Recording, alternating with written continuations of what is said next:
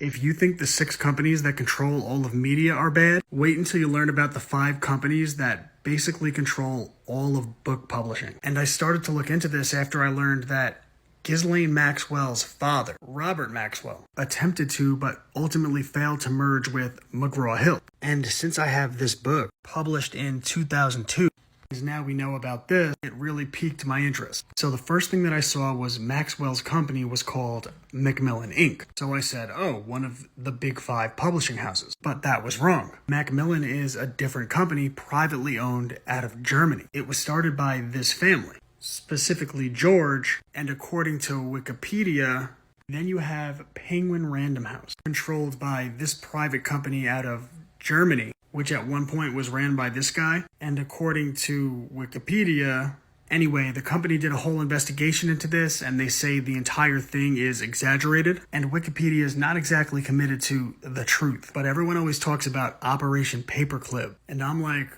who's publishing your books? Speaking of which, the next company is the Hachette Book Group, and they're controlled by France. So 3 of the 5 companies are privately owned out of Germany and France. And we all see how the Olympics are going. Our 2 American companies are Simon & Schuster and HarperCollins. The latter is controlled by News Corp, so Rupert Murdoch, the owner of Fox News, and the former Simon Schuster is controlled by Paramount Global, so Viacom. So the same companies that control media.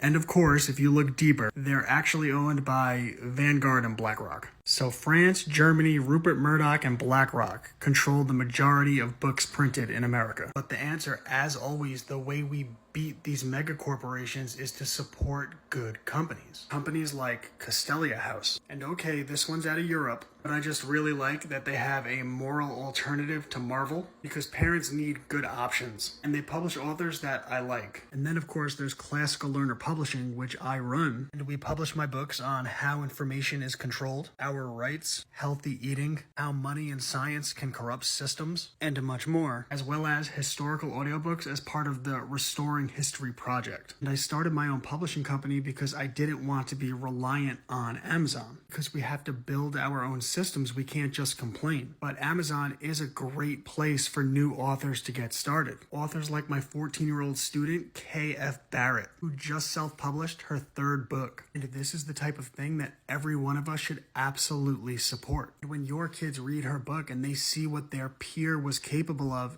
it will inspire them to do similar things. In fact, so many of her classmates who read her book asked about the publishing process that she's now putting together a course for us to teach them how to become published authors. And this is how we win. So check out Castelia House, Classical Learner Publishing, Royalty and Rough Waters, and my private homeschool community if you want your kid educated in a culture of independence, freedom, and winning. ClassicalLearner.com.